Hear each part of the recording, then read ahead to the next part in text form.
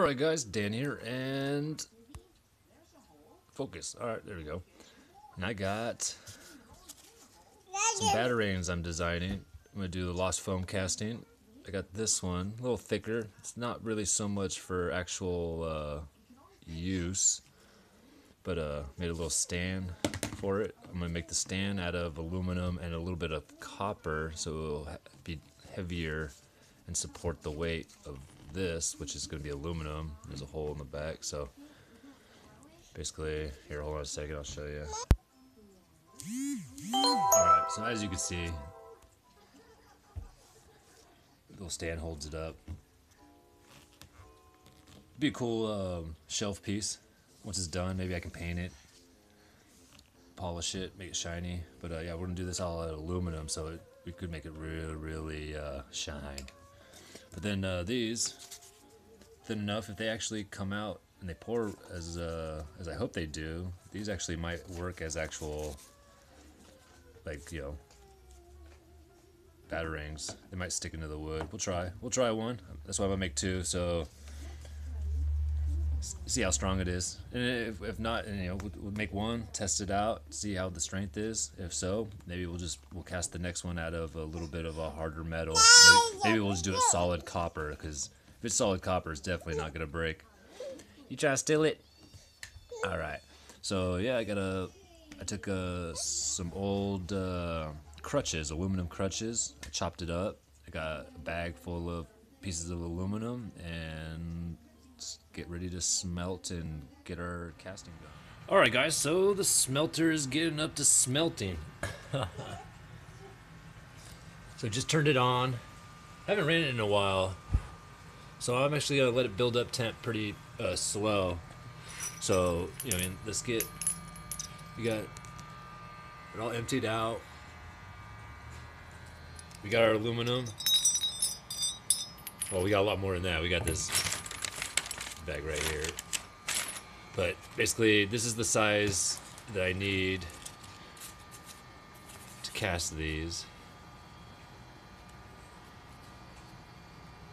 And I think I'm going to try to attempt to cast... No, I'm just going to do one at a time. Just one at a time. This kind of looks kind of thin, though.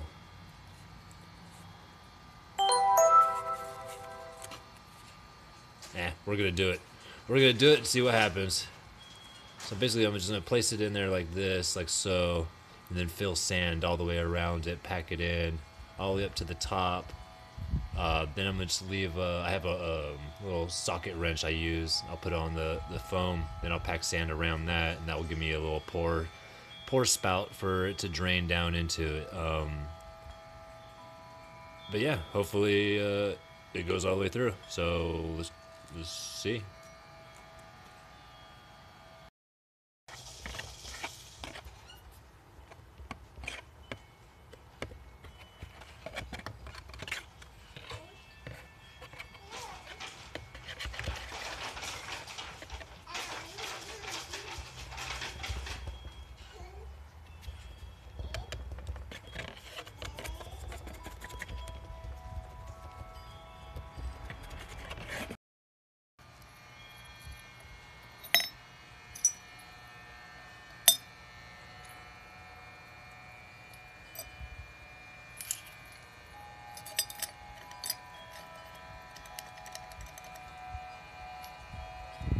Let's go for that.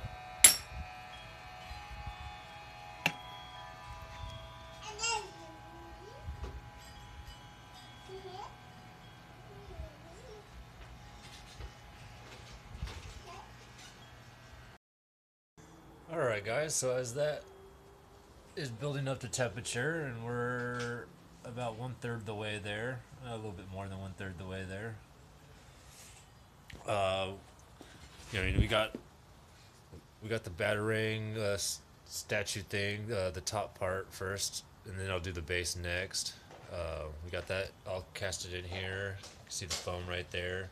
Obviously, it's going to be all deformed right there, so we're going to have to shape it, cut it, grind it, but we got to do a bunch of grinding anyway. So, but with the leftover aluminum,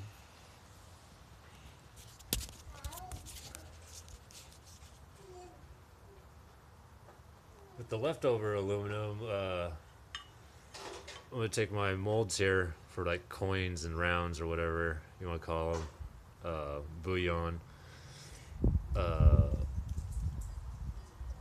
Usually, you want these to be kind of warm when you pour on them. A lot of people use a blowtorch or whatever. I'm not gonna be using them for a while, so I usually just stick them in the direct sun.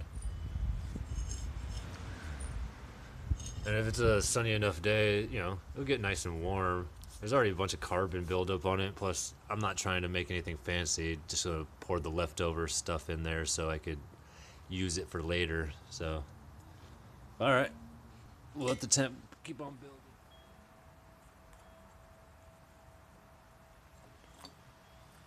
It's getting to temperature, so it's nice and start to melt down in there.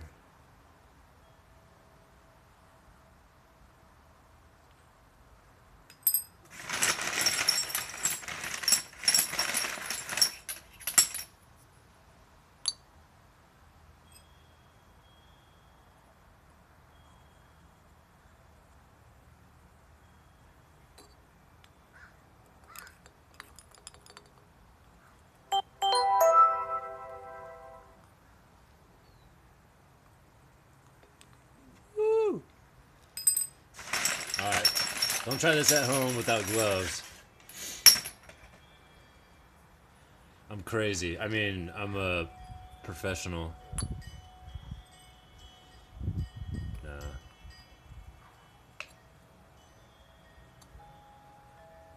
I have a lot of practice. I know what I'm doing. Still don't recommend it. What's my temperature?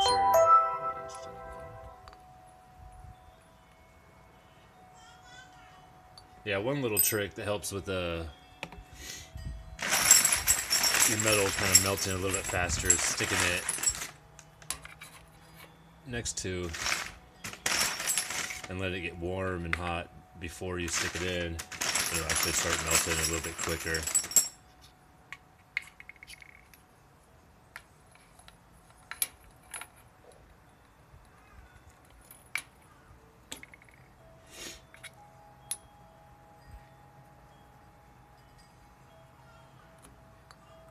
Alright guys, well I'll get back to melting all this stuff because it's going to take me a little bit. But we got a nice little pile of aluminum down there going, as you can see.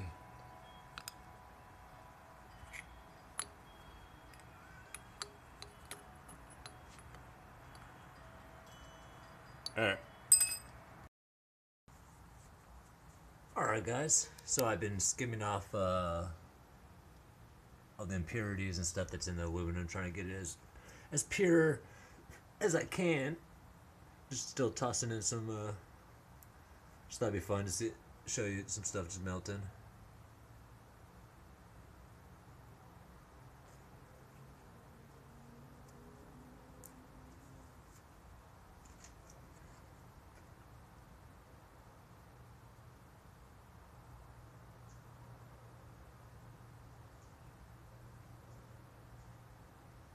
And it disappeared.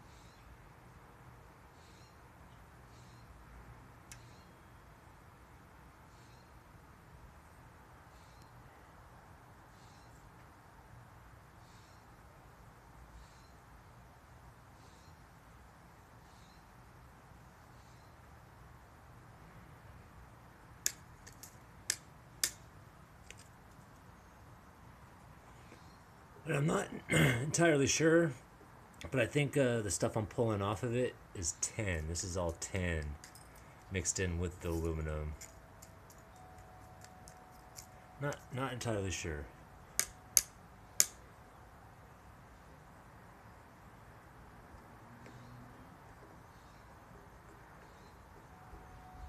But this is how I do it with aluminum, and it seems to work all right.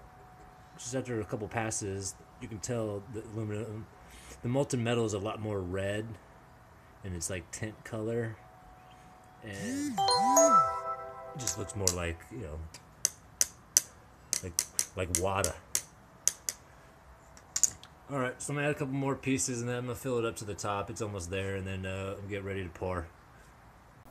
All right, guys, let's do this.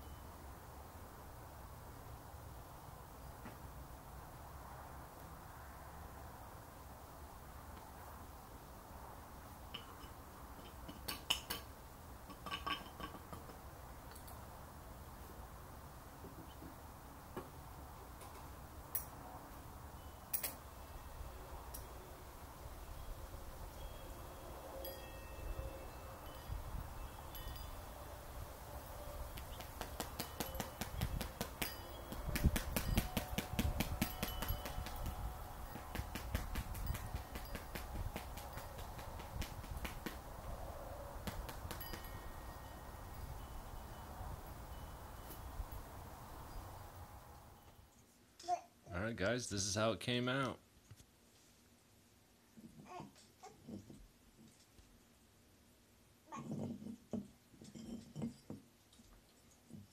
But we don't need the hole now because this works perfect for a base. We'll grind this down.